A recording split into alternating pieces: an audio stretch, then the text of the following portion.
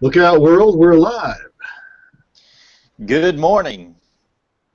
It Good is morning. Friday, the 27th at 10 o'clock, and this is the Main Street Live Show. I'm Gary Washer, and we have a special guest today.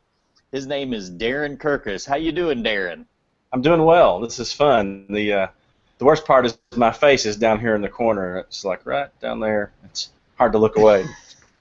It's like I've That's got a what mirror. we've been saying too. Yeah. It's like you walk by a store. Everything okay? Check it out. Good to be with you guys Yeah. today. Yeah, thank you for being here. Now, for our audience, Darren is somebody who I've gotten to meet over the last couple years or so. And you guys already know that in my day work, I do a nonprofit, or I direct a nonprofit, a ministry that helps people with depression, addictions, and things like that. And I had a project come up, and it was dealing with a workbook that I really needed to get done and to get some graphic design work done on it. And so I started calling around, started talking to people I know, and the person who really came through for me was Darren. And Darren is currently working on that project for me, and he had a bunch of great ideas. I look forward to the work he's going to do on that. So today what we want to do is talk about Darren's work in graphic art and commercial art and design, and talk about what he offers the community. So before we get started, though, Darren, can you tell us how somebody can contact you if they would like to get work done with you? Sure. Two main things. Everybody's is telephones and email now. It's DJ KIRKUS at gmail.com. DJ Kirkus. And my phone number is 615-200-4067. Awesome. And so, Darren, you told me before how you kind of got into graphic design, from your early years of artwork. I love hearing that story. Can you tell everybody about how you kind of got into all this? Well, sure. Um, I was the kid in school that made posters and signs before everything, and I got there from seeing my big brother draw and thinking that was cool and wondering if I could. And I don't know if really where the degree is that you're born with it, or you learn to do something you believe you can do, or that you think is fun. But anyway, it turned out that I had some skill there. And so there'd be times I'd skip other things I was supposed to be doing or learning in school to work on, the display for Easter or Christmas that was outside the classroom. Some of my best work, I think, and I don't believe there's any evidence that it ever existed unless a teacher took a picture. I'd love to find them. But anyway, that's what I did. There was working on the signs and posters. I was making the flyers for stuff. And at that point, and I was in high school last century, um, you know, the whole industry, even if you're just a kid doing stuff in school or you're a professional, was really hands-on cut and paste in the literal sense of cutting and pasting. And so it's changed a lot since. But I got started doing that, just doing things in school and having a need for it. I got involved in college with campus ministry, with Campus Crusade for Christ. And, of course, you've got things going on. There's always a reason to let people know, to put up signs. And so we had a lot of fun doing that, and that just kind of really helped me continue developing that craft. And I decided, gee, this is something I really like doing. I'm good at it. And if you just keep doing that after college, people pay you for it. It's graphic art and design. And so that's how I ended up with what I'm doing now. Awesome. Now, explain what exactly is graphic art and design. Well, I see behind you, and I don't know if we're both on the camera or not, but, a piece of fine artwork, the pictures that you typically have hanging on the wall at your house.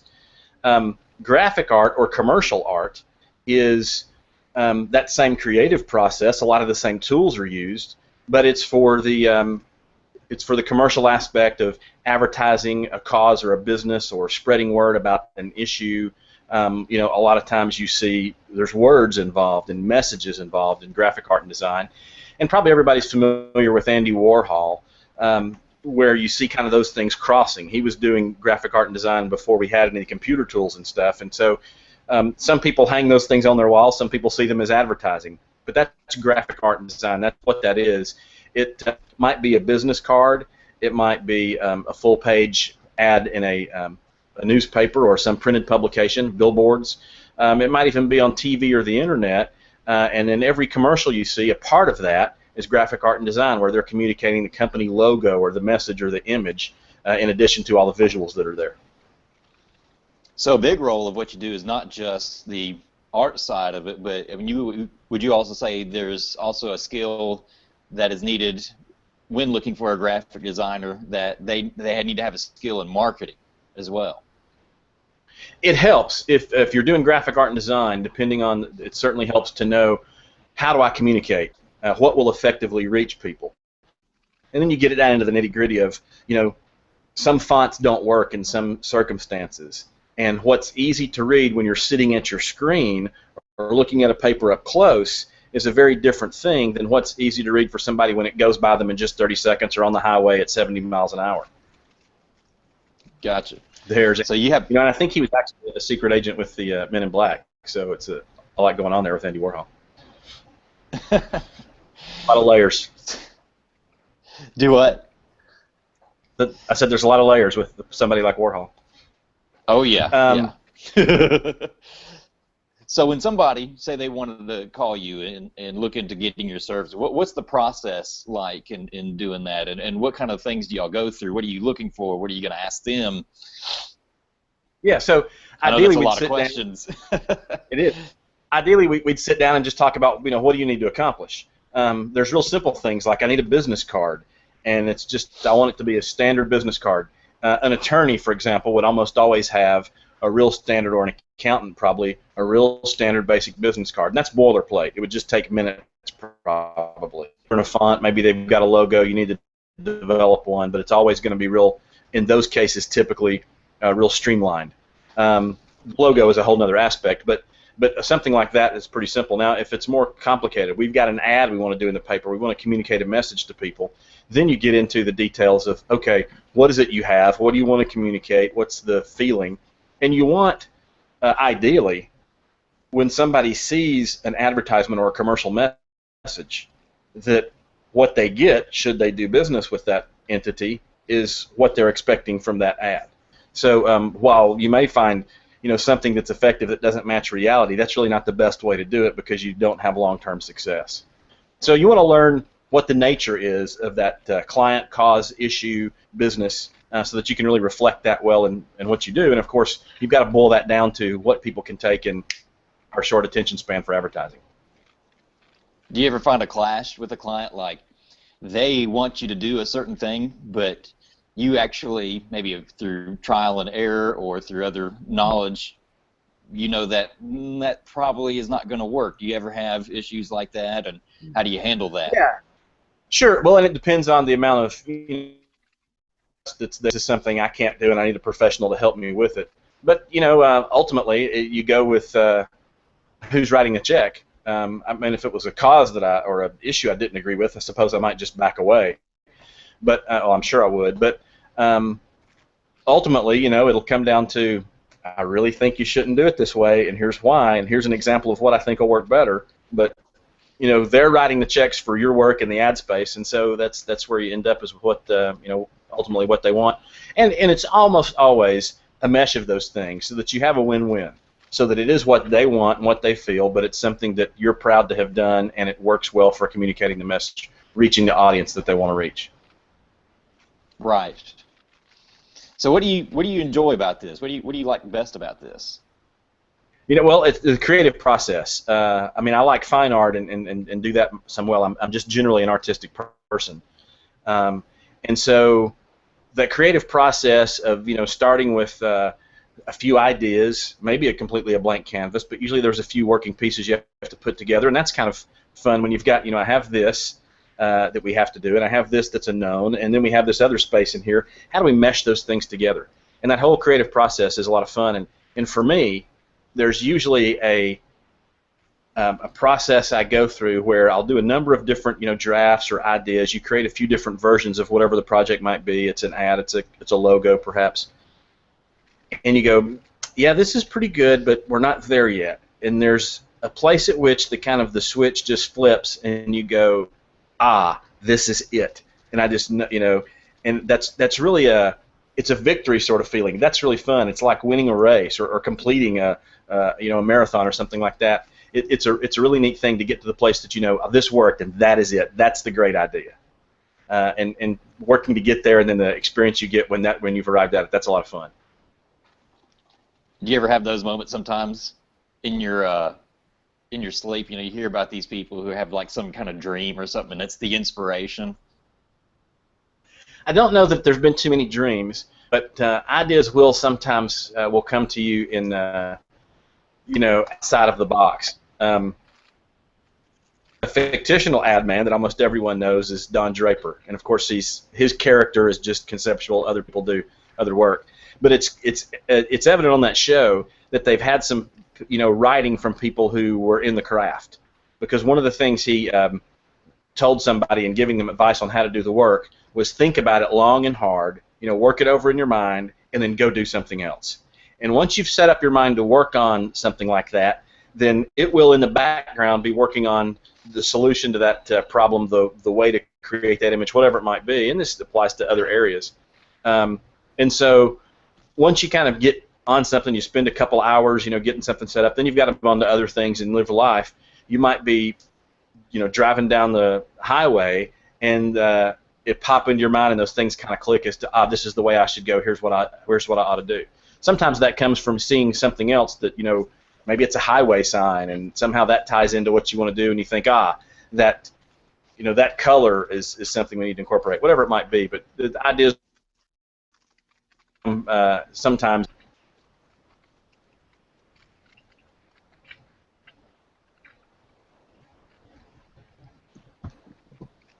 Hello? Hey, I'm here. Okay. Something popped up on the screen. I'm not sure what I need to do. Yeah. Gotcha. So, are you a fan of Mad Men, then? Yeah, well, it's a very dark. It doesn't really go with my worldview, but it is. There is some entertainment there. I began to watch it when it first came on because I was real interested in the aspect, the advertising in that age that they were, just participating in that show. And it seemed as though initially there was more focus on the creative process, and then it kind of got more into the soap opera and drama of the characters. But there is some insight into how it works, especially at that time in those, in that environment when advertising was Madison Avenue and, computers were mysteries still. They had typewriters. They did. A big breakthrough. So you're saying that it's probably actually, in the end, not a good thing to be sitting around drinking liquor all day and smoking cigarettes while trying to come up with ideas really for clients. It really doesn't. I don't think it really doesn't benefit the creative process to have more single malt scotch in your bloodstream than milk and bread. So, what are the challenges that you typically face with your work? Well, you've alluded to some of that already. It's one of the things is coming to a place where you're able to do something that accomplishes the goal, and the client may have other ideas and things they want to do. So you have to. That's part of the challenge of working it together. The other or another one is a lot of times people think it depends. Somebody understands what you do and sees the value in it. Now that everyone has a computer practically, and a lot of the things that it took a professional to do 20, 30 years ago, even less, anybody can do, and almost everyone believes they can. Because you have the tools available on a computer doesn't mean that you have the knowledge to put those things together in the most effective way. So that's one of the challenges with what I do and with this industry in general is what you would almost have to call a professional or someone with special knowledge to accomplish not too many years ago. You can do yourself in just a few minutes, with your computer, even without buying expensive software. So that's one of the challenges is, the value is still there. You can still tell when somebody put a piece together that didn't know what they were doing. But one of the main issues somebody will have, one of the problems if they do something themselves and they don't really understand, the whole process and the end game, is put everything on it. And you see this a lot of times. You'll see an ad in a paper or even a billboard that's got so much information on it you really can't take any of it in. It's the same kind of mistake people will often make public speaking, where they will just say everything they know or can think of, rather than hone it down to what will effectively communicate in the space or time that you have. And with a lot of advertising, that's extremely brief. Well, as my mentor in my work that I do, he said to me, and he actually did art and had an art company, for companies back in the day when it was the cut and paste, literal cut and paste, like he talked about. But yeah, he set a note on that remember telling me less is more in this. The when you don't fill up a page completely, it looks more professional, and I can tell too. And to talk about or expound upon what you're saying, so somebody hands me maybe a brochure or something that they're maybe got a startup that they're wanting to do, and or maybe that's a new thing they're trying to do, or whatever it is, and I can tell off the bat that this is very unprofessional, or it was just put together by clip art that was just so happened to be already in Microsoft. The unprofessional of it, even though they may have great ideas, they may be a wonderful person, but a lot of times my first instinct is this person doesn't know what they're doing, or they're unprofessional, or they're not of the quality that I want. It's important because when you have a piece, maybe it's a flyer or kind of as you're alluding to, or whatever it might be, that really creates an impression for your company or cause that you can't ever take back, especially now that things are online and digital. It never goes away.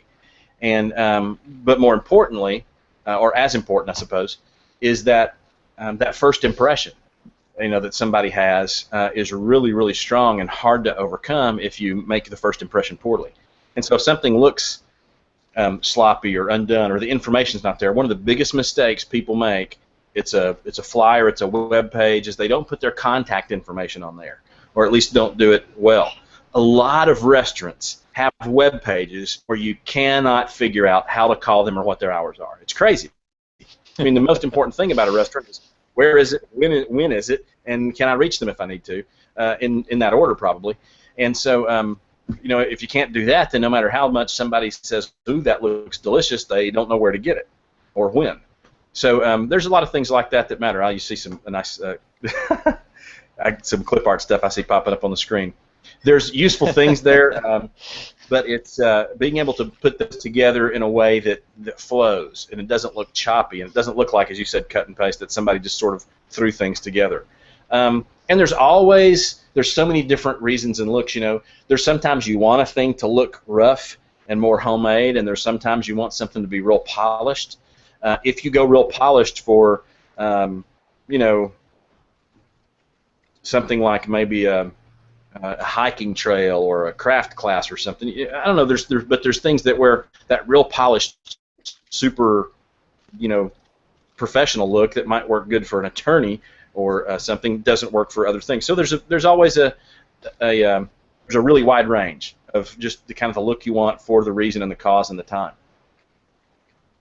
I'm sure fonts too go into that as well, because when I think about how many fonts are in available, I mean, it's like, what do I use?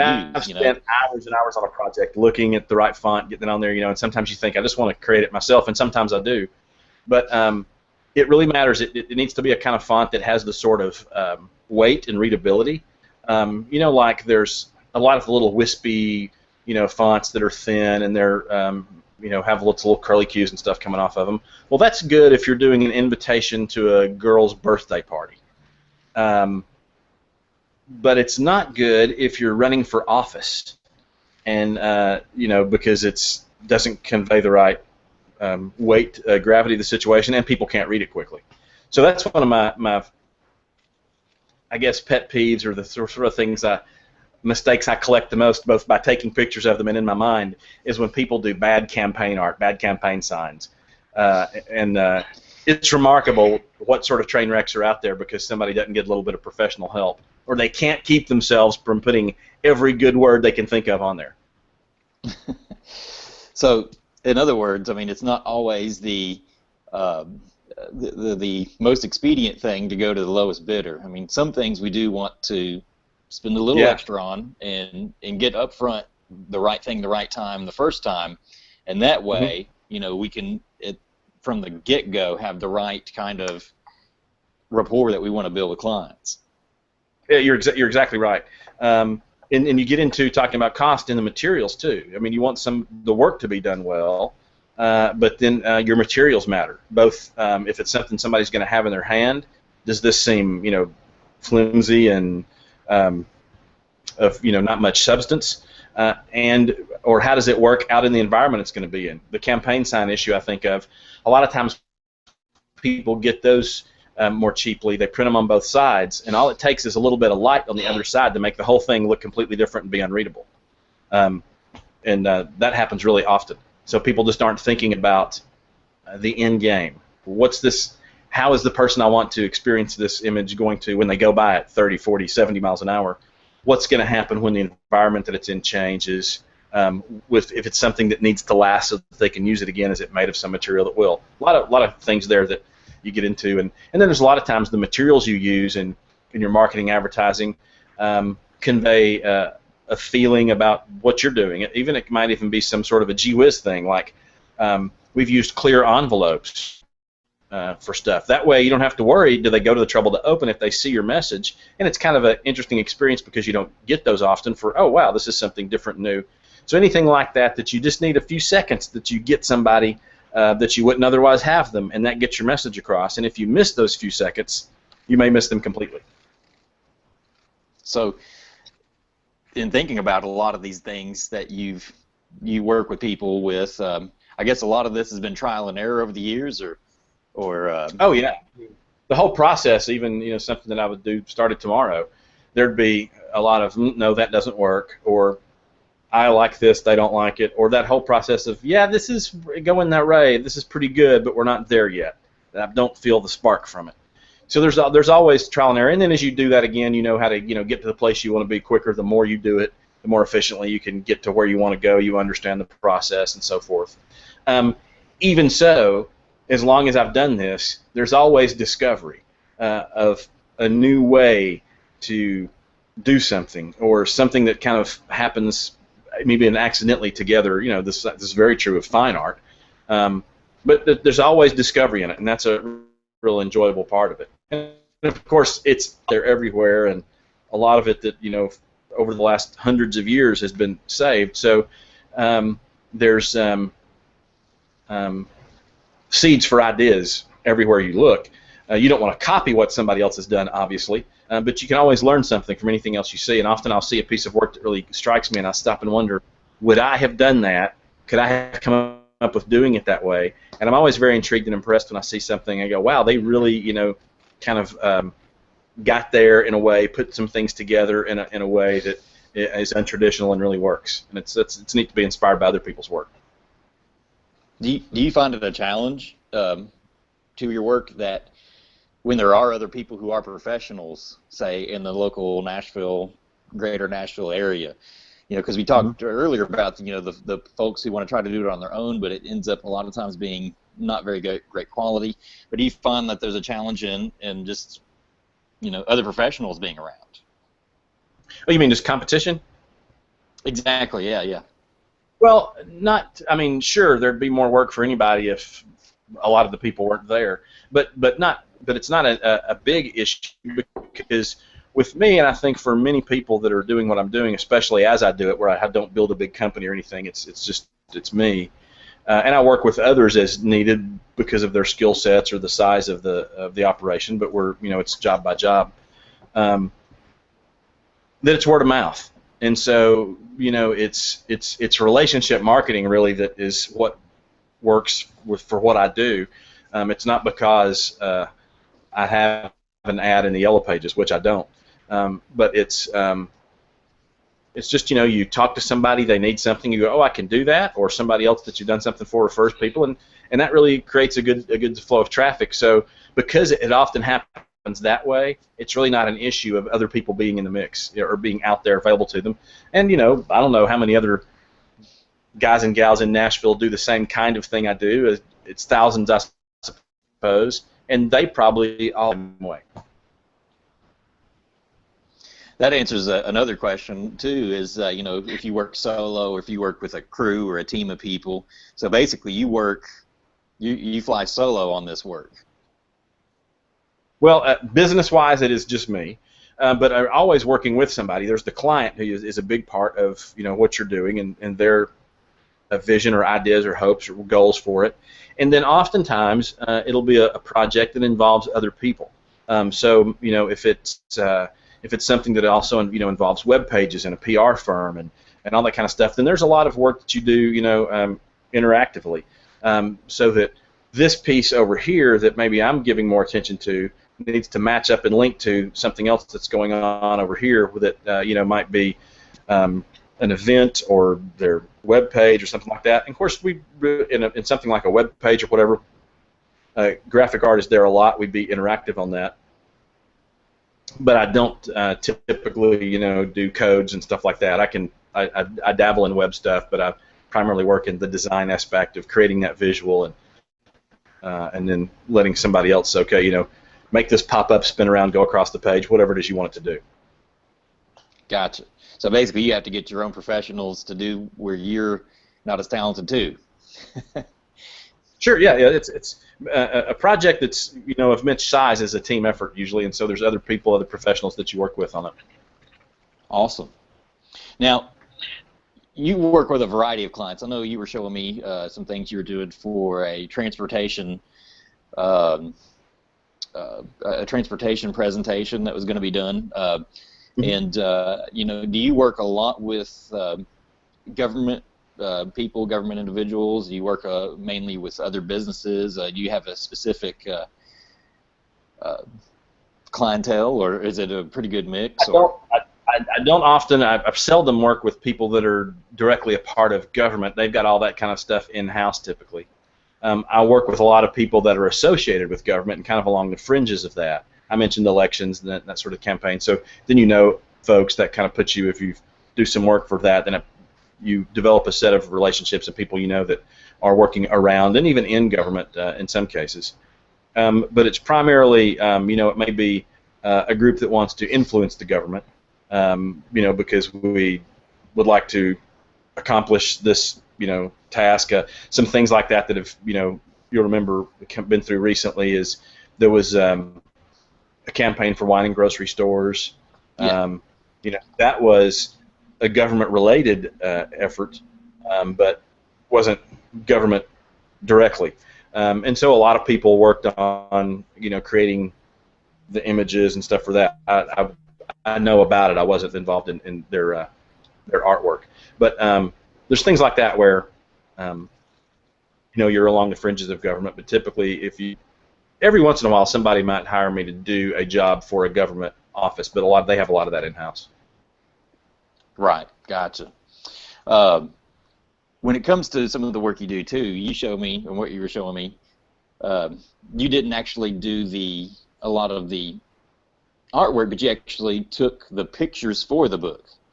So you also do photography as part of your work that you do. And most people like taking pictures. You've done that. Took a few classes, but that was never a part of what I did until I needed pictures I didn't have and couldn't find, and so I needed to go take them myself. And it turned out that I had got a good eye for that and for the composition. I can go to, and I'm not the only guy who can do this, but I can go to a place and see something and have a pretty good idea with what it would, the good picture is over there, without having to go there first. And I can go over there and things line up right and I get the shot. Another thing about doing graphic art and design that's different from photography, typically, like somebody might be really talented in taking, wedding, family pictures, stuff like that, but it's a different thing when you're going to go into print media because you need negative space that you can use to communicate your message.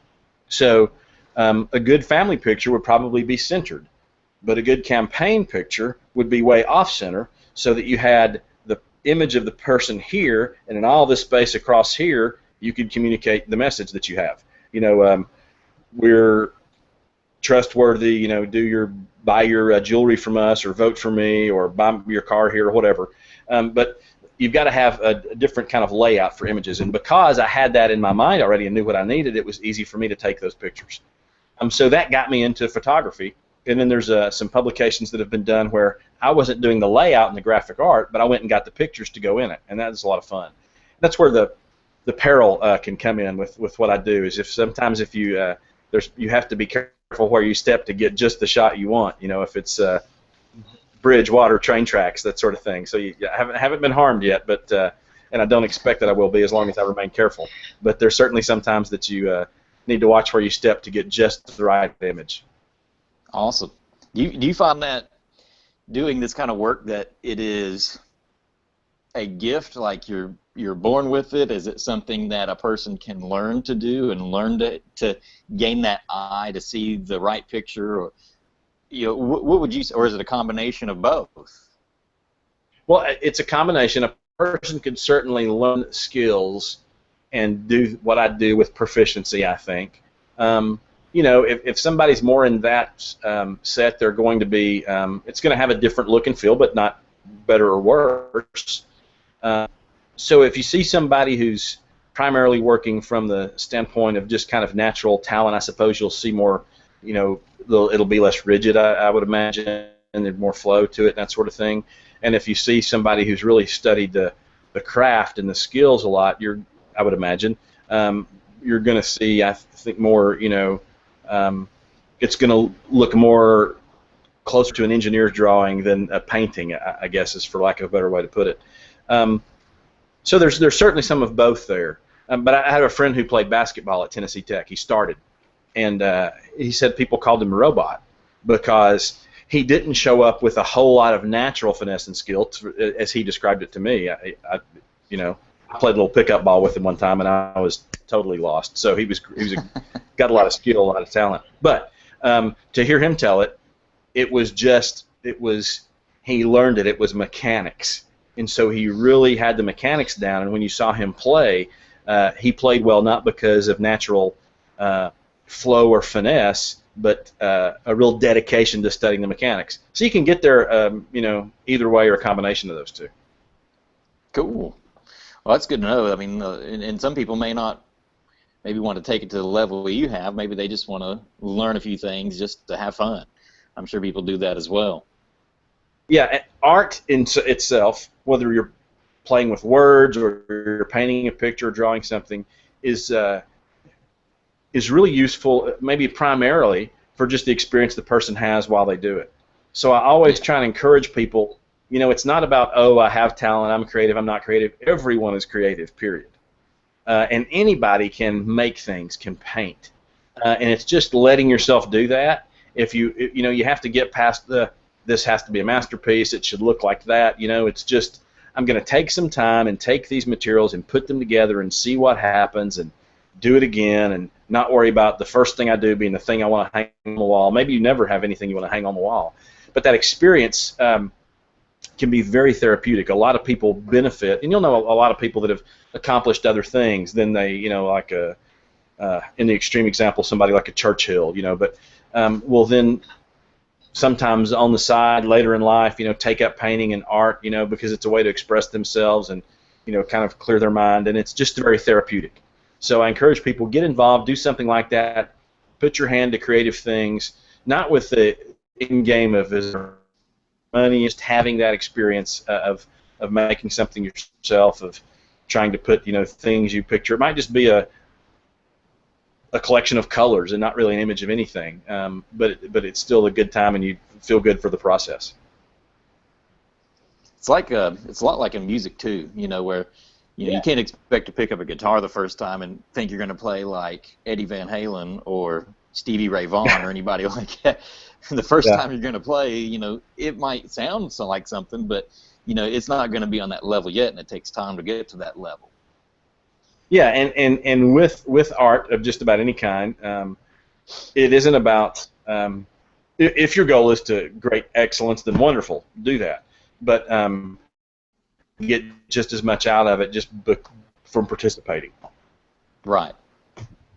Now, something you mentioned earlier, I do have to say, or do a little plug-in for our show, is that you talked about, doing stuff, for campaign work or even stuff that may not be government, but it is meant to influence government. And so one thing about our show, we've, during the last elections, we've had people on our show who are local people running for different things, and every person who's been on our show got elected for what they were running for.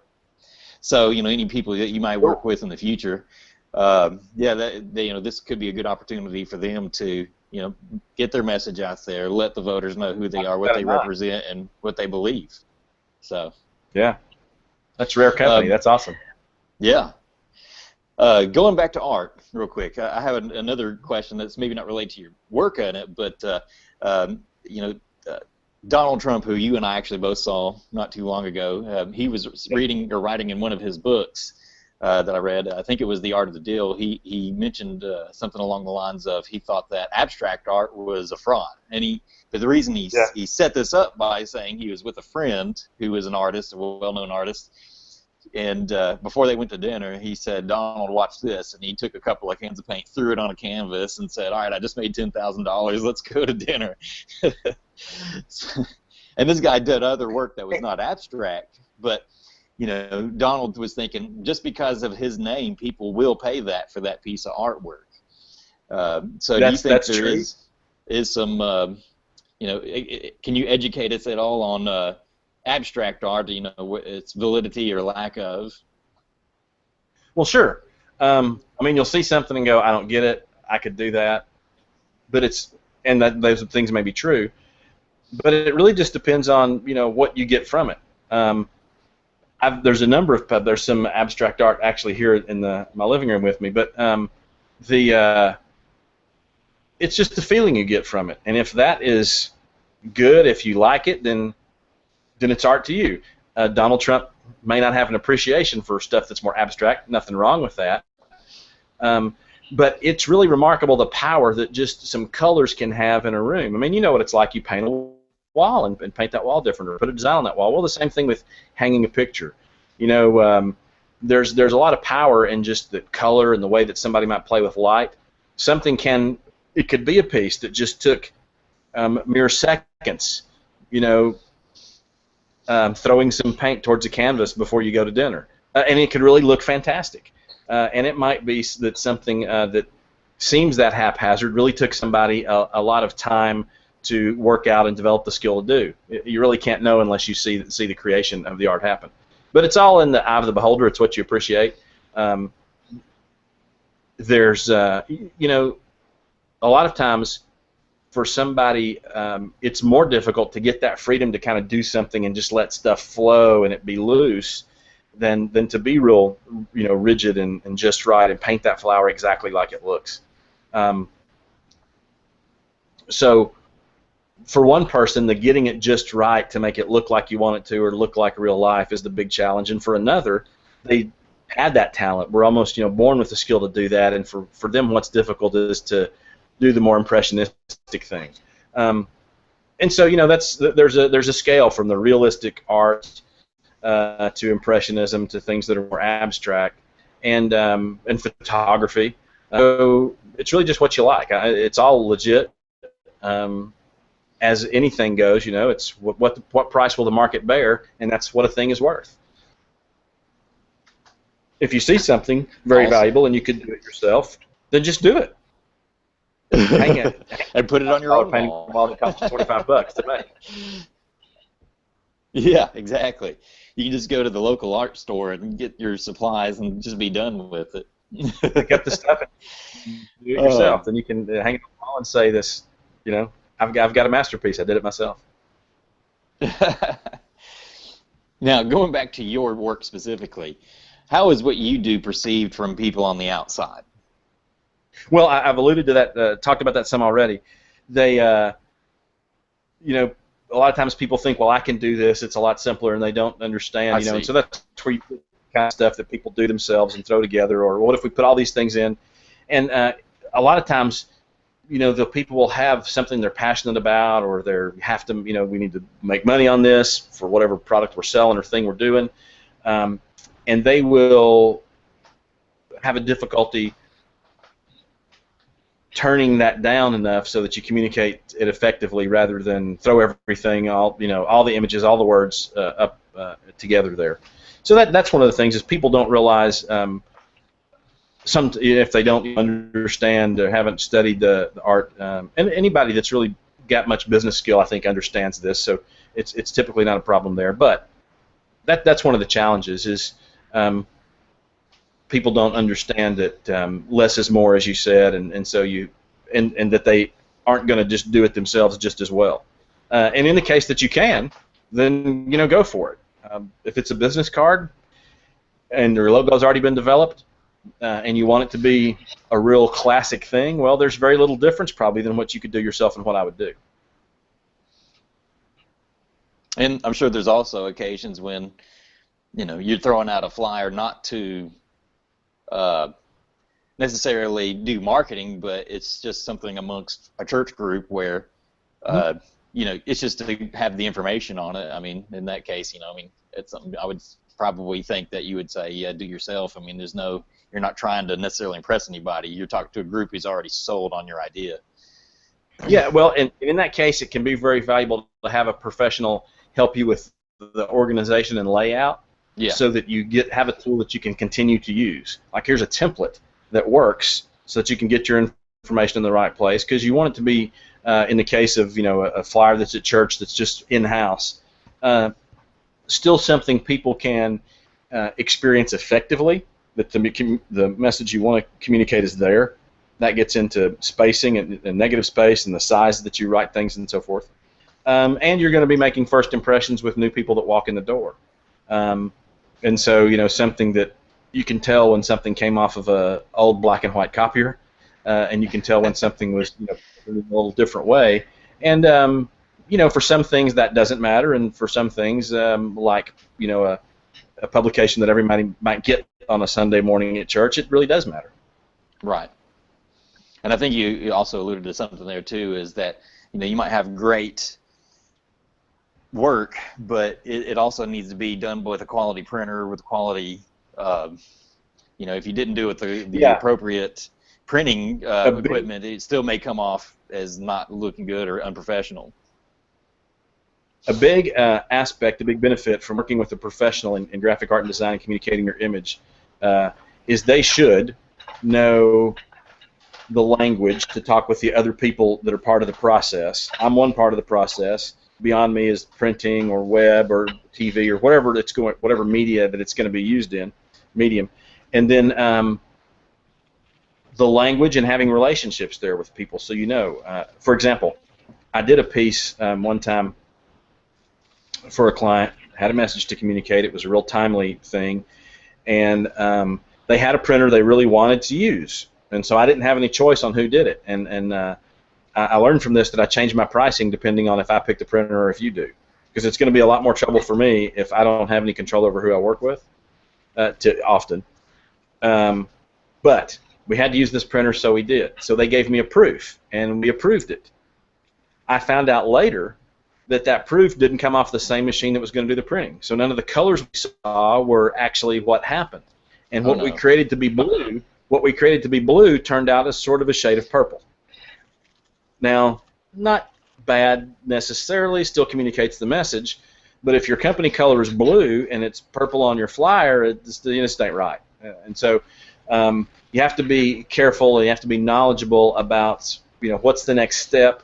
What do they need to get from me so that it turns out right? What equipment are they using, etc.